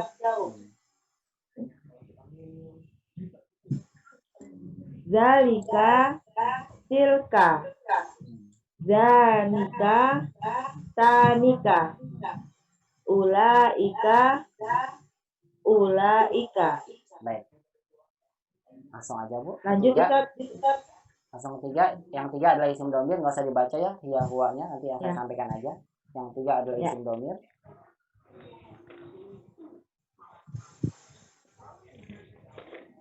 Lanjut, Ustaz. Iya, lanjut. 3 isim domir. Cukup itu aja. 3 adalah isim domir. 3 isim domir. Ya, cukup sampai itu. Yang keempat apa? Yang keempat, a'lam. Bukan, alam namanya. A'lamu. Al-alam, alam. Langsung aja alam. Nggak usah pakai alif lam, nggak apa-apa. Al-alam. Al-alam. Nama orang, Baik. tempat, gunung, sungai, kota, dan lain-lain yang telah jelas-jelas. Ya, artinya secara jelas jatnya, artinya setiap nama apa aja. Pokoknya kalau sudah nama orang, nama sebagainya, dia termasuk dari ma'rifat. Baik, yang kelima, munada. 5 munada. Isim yang jatuh setelah huruf nida atau huruf panggilan. Isim tersebut menjadi makrifat karena dipanggil. 6. Isim mausul, kata sambung. Bentar ya, contohnya ini ya waladu. Aslinya waladun, umum waladun. Ketika orang dipanggil ya waladu, wahai anak itu yang itu saya panggil. Sudah jelas. Kenapa? Karena orangnya bisa dipanggil. Kalau dipanggil ya berarti orangnya tertentu. Makanya setiap ada isim yang masuk huruf ya, dihilangkan nunnya karena sudah jadi ma'rifat. Ya waladu, ya ustadu. Kalau nggak ada ya-nya waladun begitu. Yang keenam isim mausul. Isim mausul atau kata sambung. Baik. Alladzi. Nah, baik, ditambahin ya di tulisannya alladzani, saya lupa. Alladzani. Alladzina.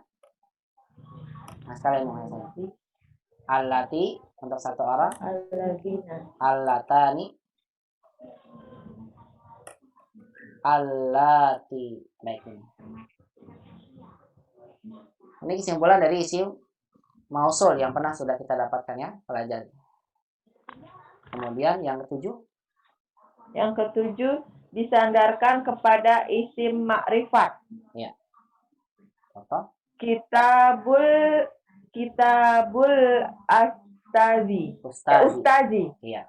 Kitabul ustazi. Nah, terus Qalamuhu. Ya. Udah saja.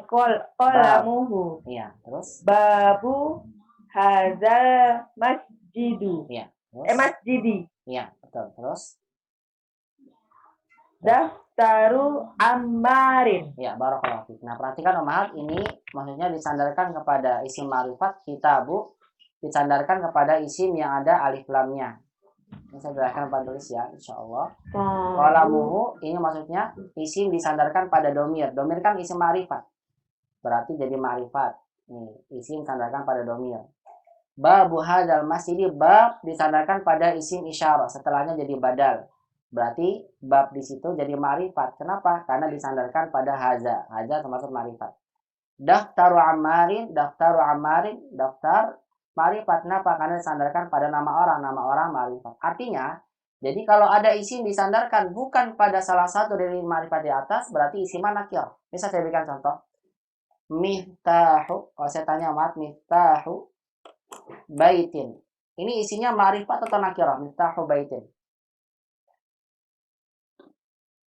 Saya tanya. Nakirah ya Ustaz. Iya, ini jawabannya nakirah bukan ma'rifat. Walaupun dia didofahkan, bentuknya mudhof ilaih. Namun lihat idofahnya bukan pada isim ma'rifat, kepada isim nakirah. Berarti bentuk idofah ini isimnya belum menjadi ma'rifat, masih nakirah walaupun sudah dibentuk mudhof ilaih. Kenapa? Karena disandarkannya kepada isim nakirah bukan ma'rifat. Jadi kalau disandarkan idofahnya pada ma'rifat jadi ma'rifat, tapi kalau disandarkan pada nakirah tetap nakirah. Nah, ini berpengaruh nanti dalam membuat kalimat. Baik, saya akan berikan di papan tulis biar singkat ya, insyaallah taala yang lebih jelas. Perhatikan ya di papan tulis insyaallah, dan juga pada beberapa isim berikutnya. Perhatikan.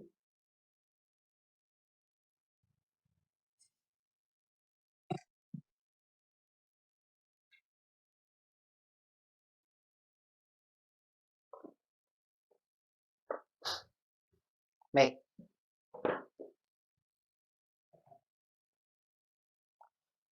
Ini kan umahat. Nih, begini maksud anak. Biar mudah ya. Kita kan membuat kalimat. Kan nanti kita akan belajar nih kaidah yang sudah dipelajari dalam kitab dulu suluh. Dimatikan dulu mic-nya, Bu Tito dan yang lainnya. Perhatikan. Kaidah yang sudah kita pelajari itu dari kitab dulu suluh. Mubtada khobar, na'at man'ud. Kemudian ada kaidah adat ma'dud. Kemudian isim jamak tidak berakal. Penggunaan isim isyarah. Ada mamnu minas sharaf. Nah, itu kebanyakan adalah berkaitan dengan isim.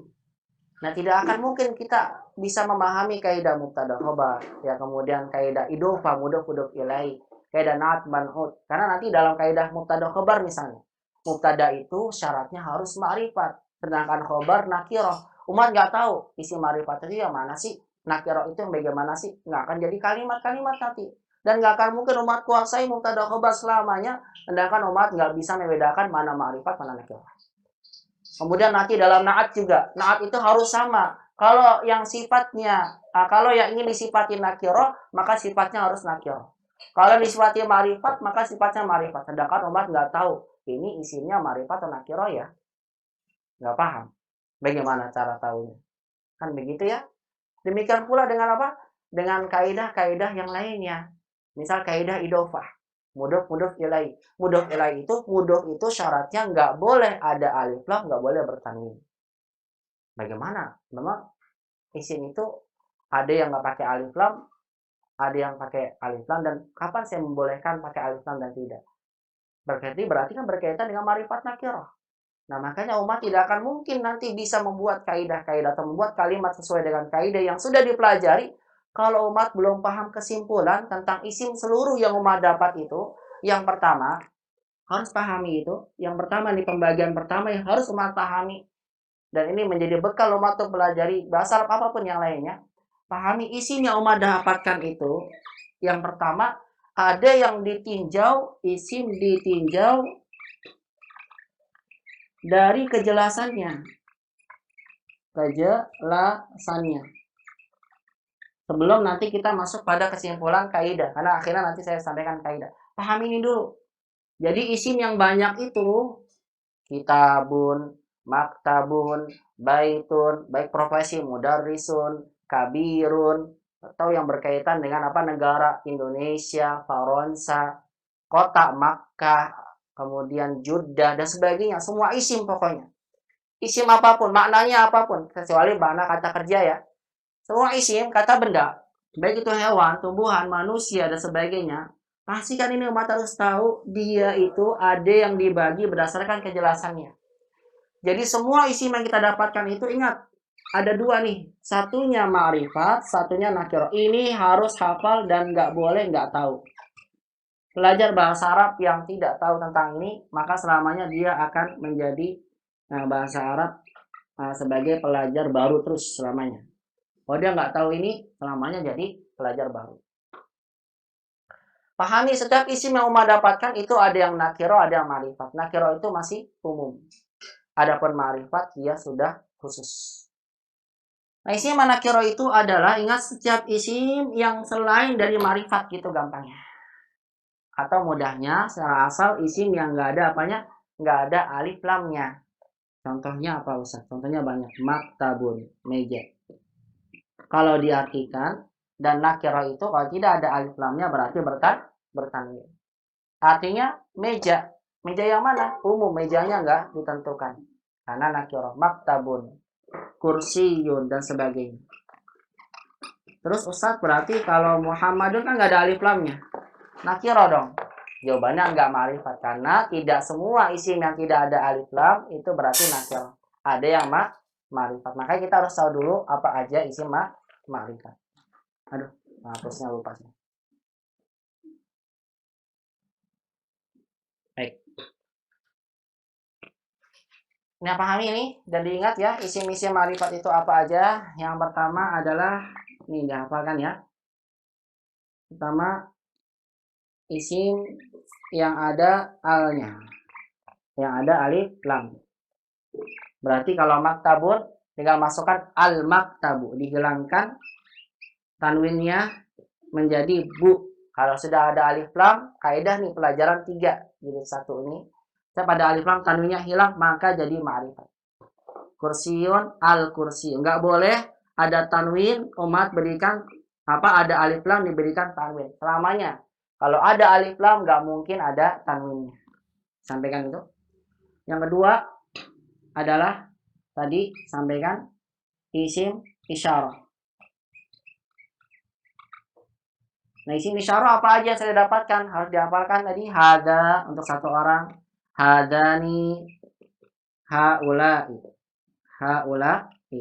Nah, ini nggak boleh lupa. Kalau misalnya untuk jauhnya, zalika. Duanya zanika. Zanika. Ya. Kalau ini hadani. Yang muannasnya hadihi. Maaf. Hadihi. Hatani. Haula'i. Tadi sesuai dengan yang sudah dibacakan. Nah, ini semua isim isyarah sampai dalika, dhanika, ulaika, tilka, tanika, ulaika, dia termasuk dari isim ma'rifat. Makanya ada isim isyarah jadi mubtada. Hadza kitabun, jadi kalimat. Kenapa? Karena ini sudah terbentuk dari dua kata dan satunya ma'rifat, satunya nakirah. Hadza kitabun, ini buku. Selesai. Baik, kemudian yang ketiga, walaupun nggak ada alif lamnya, ingat ya isim isyarah itu ma'rifat. Yang ketiga adalah domir.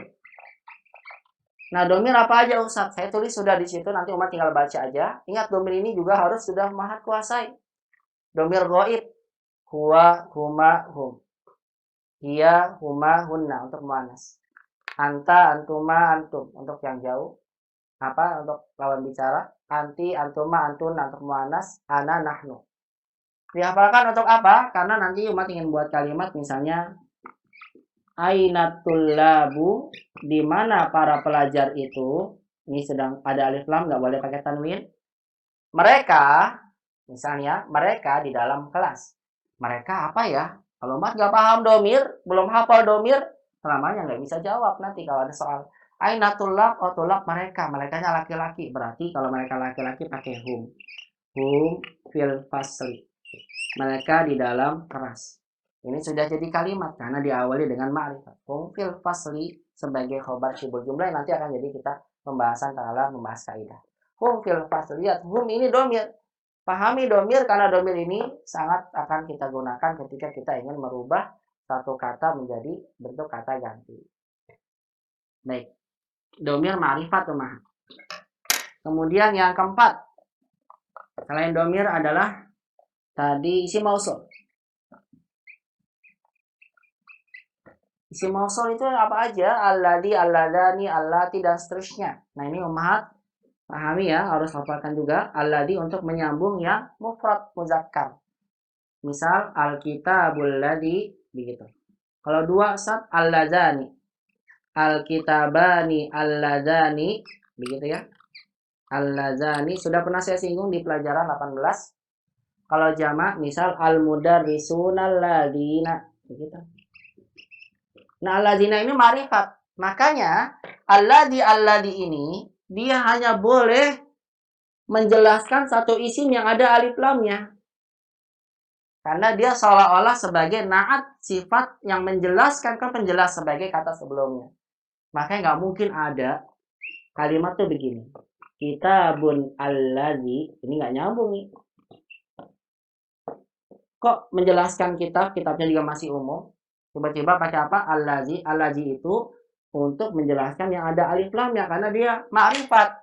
Makanya karena dia ma'rifat, setelahnya atau sebelumnya ini Mas ya, sebelumnya juga harus ma'rifat.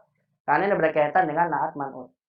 Kalau mah tidak paham, alladzi dan alladzina seterusnya isim mausul masuk daripada ma'rifat, maka mungkin akan terjadi kesalahan seperti ini. Kecuali kalau misalnya kitabnya ingin disandarkan, bukan sebagai na'at kitabul ladzi. Nah, itu kadang dibolehkan dalam bahasa Arab. Contohnya siratal ladzina. Sirah kan tidak pakai alif lam. Karena ini bentuknya mudhof ilaih, bukan na'at man'ut. Ya, intinya saya sampaikan, umat kalau dapatkan ada isim mausul, ingat isim mausul itu masuk pada isim ma'rifat. Kemudian yang kelima adalah apa ini? Alam, nama orang, lupa. Alam. Nama apa aja, nama kota, nama sebagainya, dia ma'rifat. Makanya, umat kalau sudah buat nama orang di depan, misal Muhammadun, gak usah pakai alif lam lagi. Karena sudah ma'rifat. Muhammadun fil baiti, Muhammad di dalam rumah, dan seterusnya ya. Ingat, nama orang itu, dia ma'rifat. Makanya ketika umat ingin jadikan kaidah na'at man'ut, Muhammad yang rajin itu, kalau ingat kita berikan kata sifat begini. Muhammadun al-mustahidu, sifatnya juga pakai alif lam. Kenapa? Karena sifat kan harus sama dengan yang disifati. Yang disifatinya ma'rifat karena nama orang, makanya sifatnya pakai apa? Alif lam juga ma'rifat. Begitu. Kalau dia buatnya begini, Muhammadun mustahidun, Muhammad rajin. Titik. Ini berarti sudah menjadi kalimat sempurna, bukan sifat. Beda dengan ini. Kalau yang di bawah, Muhammadun al-mustahidu, Muhammad yang rajin itu, ini belum jadi kalimat karena belum ada khobar. Kalau di atas, Muhammad rajin, titik. Karena ini bukan na'at. Kenapa? Karena beda. Muhammad ma'rifat, mustahidun nakirah. Nggak ada alif lamnya. Dia mustahidun bukan isim isyarah, bukan domir, bukan isim mausul, bukan nama orang, makanya dia nakirah. Ya, intinya nanti dalam penggunaan mubtada khobar dan berkaitan dengan na'at man'ut itu akan sangat berpengaruh terhadap pemahaman kita mengenal mana yang ma'rifat, mana yang nakirah. Makanya dihafalkan ini dulu ya. Yang kelima itu nama orang alam, dia masuk pada ma'rifat, makanya dia ya kalau mensifati dan sebagainya ada alif lamnya. Alam, nama orang. Yang keenam munada, itu setiap isim yang udah dipanggil ya waladu al-mustahidu misalnya. Wahai anak yang rajin, maka sifatnya nanti ikut pakai alif lam. Kenapa? Karena waladnya sudah ada huruf nidanya. Adapun yang terakhir adalah setiap isim yang diidofahkan kepada salah satu darinya. Idofah kepada ini. Tadi yang keenam apa tadi? Munada ya. Munada. Yang ketujuh, maaf. Idofah isim yang disandarkan kepada salah satu daripada 4 hal ini. Yaitu adalah diidofahkan pada al. Contohnya tadi kitabul ustazi.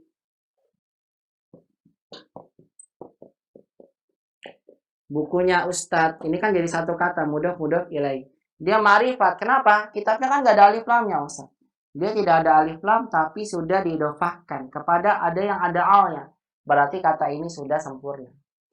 Sudah sempurna. Kata ini jadi ma'rifat. Kitabul ustadz. Bukunya ustadz itu, kenapa? Kalau kita ingin berikan kata sifat nih, buku ustadz yang baru itu, kita bilang kitabul ustadzi al-jadidu. Lihat sifatnya, al-jadidu ini mensifati kitab. Kenapa saya berikan alif lam? Karena kata sifat ini mensifati isim kitab yang sudah menjadi ma'rifat dengan sebab idofah. Beda kalau Mat bilang begini, kitabun ustazin. Kalau seperti ini berarti isimnya masih nakirah. Walaupun bentuknya bentuk mudhof ilaih. Kenapa? Karena dia disandarkan bukan pada ma'rifat tapi kepada nakirah. Kitabu ustazin jadidun. Buku seorang ustadz baru. Nah, ini bisa jadi kerancuan. Ini bisa jadi naat buat ini. Atau ini khobar tapi menunjukkan untuk makna kitab yang masih umum. Nah, intinya saya sampaikan, idofah yang dimaksud dengan idofah ma'rifat itu adalah idofah yang disandarkan kepada salah satu dari ini. Idofah kepada isim yang ada alnya, contoh kitabul ustaz, atau kepada isim isyarah, tadi contohnya kitabu hadal mudarrisi, kepada domir kitabi, kitabuna. Nah, makanya sering kali salah, ada sebagian umahat nulis gini, al-kitabi, buku saya, begini. Ini salah, kenapa? Ini kan sudah disandarkan kepada domir ya. Domir ini ma'rifat. Isimnya sudah disandarkan kepada domir, berarti sudah menjadi ma'rifat. Terus buat apa ada alif lam lagi? Alif lam itu diadakan buat isim yang masih nakirah. Kalau sudah ma'rifat, berarti nggak usah pakai alif lam lagi. Maka salah. Yang terjadi kesalahan ini sudah didofahkan kepada apa? Domir. Atau kepada isim mausul, contoh tadi siratal ladzina an'amta atau kitabul ladzi 'ala maktab dan seterusnya, atau pada nama orang kitabu Muhammadin, kitabu Ali, munada dan sebagainya. Jadi 6 7 ini tergantung dari kepada siapa dia disandarkan, pada salah satunya. Kalau tidak selain daripada salah satu ini, maka idofahnya menjadi idofah nakirah.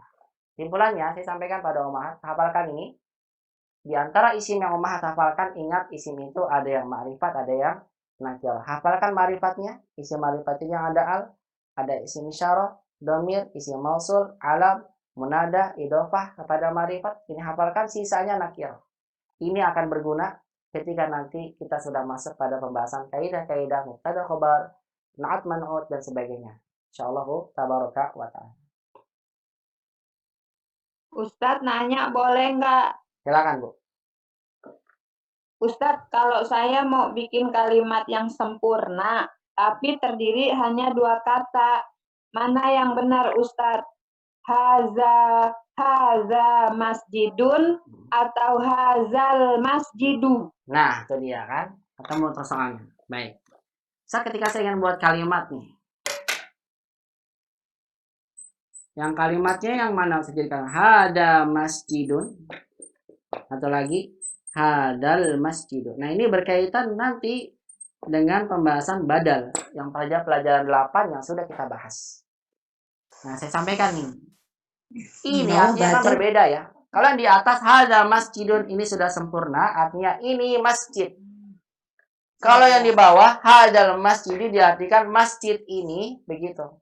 Kenapa? Karena dia hada ma'rifat. Karena dia isim isyarah. Mubtada. Mubtada harus ma'rifat. Nanti nih berkaitan dengan kaidah nih. Makanya saya bilang hafalkan ini dulu. Nanti berkaitan mubtada khobar, umat nggak akan paham mubtada khobar kalau umat nggak paham mana aja yang masuk ma'rifat dan mana yang nakirah. Khobar itu nakirah. Lihat dari antara 2 kalimat ini yang nakirah yang mana? Yang 1 atau 2? Masjidnya.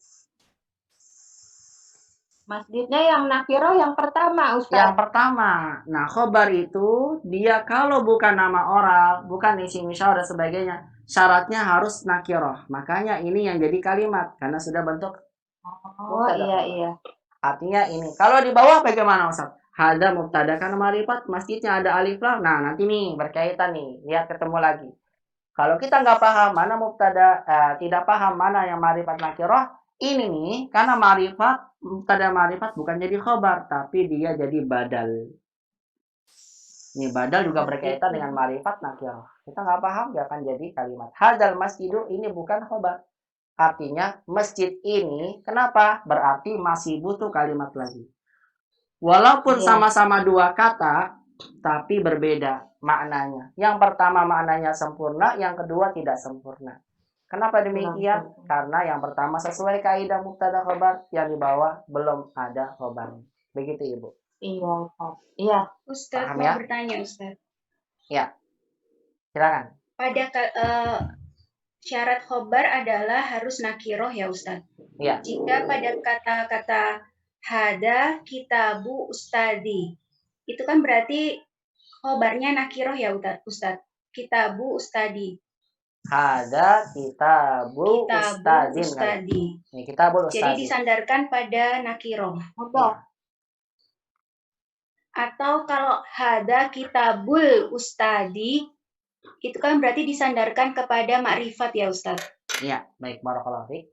Ya, sama dengan ini Ibu, untuk yang saya sampaikan, nanti ada beberapa, makanya saya sampaikan dulu ya, hafalkan yang ini dulu nih, nakirah ma'rifat. Nanti karena akan ada pembahasan ketika kita membahas membuat kalimat.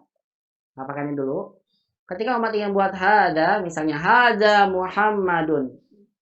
Ini Muhammad. Ini jadi kalimat gak? Jadi Muhammad ma'rifat atau nakirah? Ma'rifat. Ma'rifat. Kenapa ma'rifat? Karena nama orang. Nama orang. Tapi ini sudah jadi kalimat. Tadi kata Ustaz nakirah. Iya, nakirah. Tapi ada beberapa kondisi, makanya sampaikan nanti. Ada beberapa kondisi. Nah, kalau khobar itu dia dibolehkan dalam bentuk ma'rifat. Di antaranya ini. Kalau khobarnya nama orang. Karena nama orang nggak bisa dibuntuk jadi nakirah.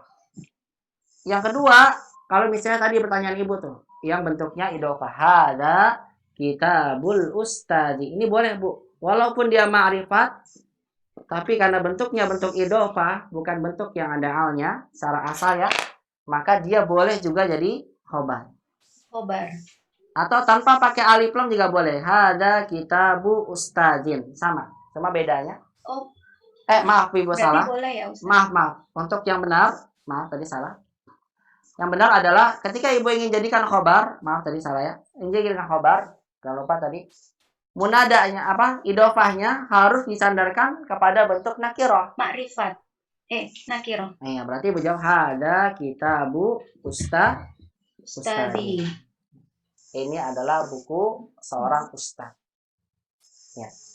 Kalau Ibu gunakan alif lam hadal kitabul ustadi, nanti jadi apa, badal. Kembali ke hukum ma'rifat. Oh, nah Ustaz. Paham Berarti ya? harus disandarkan kepada nakiroh ya Ustaz? Iya, betul. Nah Ustaz, Cukup ya? jazakallah Ustaz. Iya.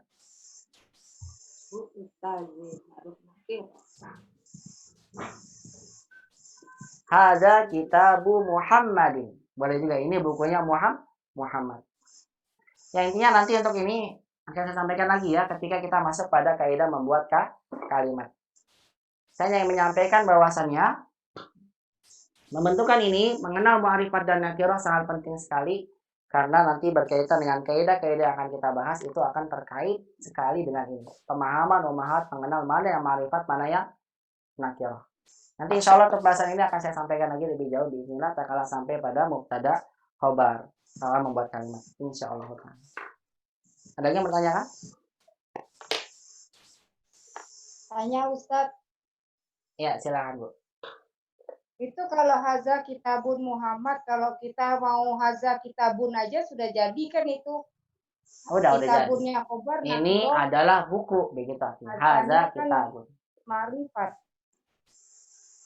Iya, udah jadi Bu. Haza kitabun. Ini buku. Jazakallah. Iya, wa'alaikum. Yang intinya untuk pertama ini, biar nggak jauh kemana-mana, saya yang menyampaikan faidahnya dari mengenal ma'rifat dan nakirah ini adalah tak kala kita ingin menerapkan satu kaidah sempurna dalam satu ungkapan bahasa Arab. Jadi untuk pembahasan mubtada khobar, na'at man'ut, untuk seterusnya nanti itu akan kita bahas bismillah. Tapi untuk pertama kali saya ingin menyampaikan pada umat, pahami dulu ini ya, bahwasanya isim itu ada yang ditinjau berdasarkan kejelasannya. Ada yang ma'rifat, ada yang nakirah. Dan ini perlu umahat kuasai dan ketahui dengan benar. Karena banyak sekali kaidah-kaidah bahasa Arab yang harus menerapkan ini, ma'rifat dan nakirah. Itu yang pertama. Baik, kemudian yang kedua, bismillah kita akan masuk kepada isim yang ditinjau berdasarkan mu'annats dan muzakkar, berdasarkan jenisnya. Namun qadarullah ini waktunya ya, ternyata sudah jam 11. Nanti insya Allah saya lanjutkan di hari Kamis insya Allah ta'ala di pertemuan berikutnya. Nanti insya Allah nggak usah dibacakan, saya minta aja umahat baca aja ya di rumah masing-masing. Nanti biar mempersingkat, saya akan langsung jelaskan di papan tulis. Nanti ini nggak usah dibacakan lagi. Nanti seterusnya saya akan sampaikan langsung di papan tulis pembagian isim yang nantinya dari pembagian ini akan sangat berguna buat kita semua untuk memahami kaidah-kaidah bahasa Arab yang akan kita pelajari selanjutnya. Bismillah ta'ala ya. Jadi sampai sini dulu pembahasannya, baru sampai isim ditinjau dari kejelasannya. Ada yang ma'rifat dan ada yang nakir. Nanti masih ada 4 isim lagi nih. Nanti isim ditinjau berdasarkan ada muzakkar, ada muannas. Mas harus tahu mana muzakkar, mana muannas. Kenapa demikian? Karena muzakkar dan muannas ini akan berguna sekali ketika kita menentukan satu bentuk kaidah na'at man'ut atau mubtada khobar. Karena khobar juga harus sama jenisnya dengan mubtada. Kemudian yang ketiga, nanti umat juga akan belajar tentang apa? Isim apabila ditinjau dari bilangannya. Kapan mufrad, kapan musanna, kapan jamak. Dan bagaimana cara membedakannya dan membuatnya. Karena isim ini berdasarkan bilangannya juga akan berkaitan dengan mubtada khobar. Kalau mubtadanya mufrad, khobarnya mufrad. Mubtadanya jamak, khobarnya jamak. Begitu ya. Kemudian yang keempat nanti berkaitan dengan isim apabila ditinjau dari segi itunya. Apa namanya? Bangunan akhirnya. Agar umat tahu ada sebagian isim yang kelihatan harokat akhirnya. Ada sebagian isim yang ternyata harokatnya nggak kelihatan. Walaupun dimasuki oleh huruf min. Bismillah nanti yang keempat. Adapun yang terakhir adalah insya Allah akan kita bahas di di hari Kamis besok, yaitu adalah isim apabila ditinjau dari sisi i'rabnya. Nanti kan ada i'rab yang asliyah, ada i'rab yang ternyata i'rabnya tidak sesuai dengan asli. Sehingga umat bisa tahu kapan isim ini kalau kejadian kemasukan huruf jar itu bagaimana bentuk keadaannya. Nanti isim ini bagaimana ya kalau dalam keadaan marfu domahnya seperti apa. Nah itulah 5 isim yang nanti akan menjadi pembahasan ya. Yang pertama kita baru bahas ini isim berdasarkan kejelasannya. Tinggal 4 isim lagi insya Allah ta'ala akan kita bahas di hari Kamis insya Allah tabaraka wa ta'ala. Nanti langsung aja saya akan jelaskan langsung di papan tulis. Jadi saya mohon pada umat untuk membacanya sendiri ya di rumah tulisannya biar saya mempersingkat pembahasan ini insya Allah ta'ala. Pembahasannya baru sampai sini, baru pembahasan yang pertama yaitu isim ditinjau dari kejelasannya yang harus umahat hafalkan dan kuasai dengan baik karena akan berkaitan dengan kaidah-kaidah yang akan kita bahas, mubtada khobar, na'at man'ut, kemudian badal dan seterusnya ya insyaallah ta'ala. Demikian dulu dari saya, semoga bisa bermanfaat. Semua yang benar dari Allah Subhanahu wa taala, yang salah dari anak pribadi. Wa aqulu lakunna jazakumullahu khairan katsiran. Karena sudah jam 11 lewat ya. Semoga bisa bermanfaat. Nanti insya Allah dilanjutkan di hari Kamis bismillah ta'ala. Demikian dari saya. Subhanakallahumma bihamdika asyhadu an la ilaha illa anta astaghfiruka wa atubu ilaik wa jazakumullahu khairan katsiran ala husni istimaikunna wa ihtimamikunna. Wassalamualaikum warahmatullahi wabarakatuh. Waalaikumsalam. Warahmatullahi wabarakatuh. Jazakumullahu khair, Ustaz. Sama-sama, jazakumullah.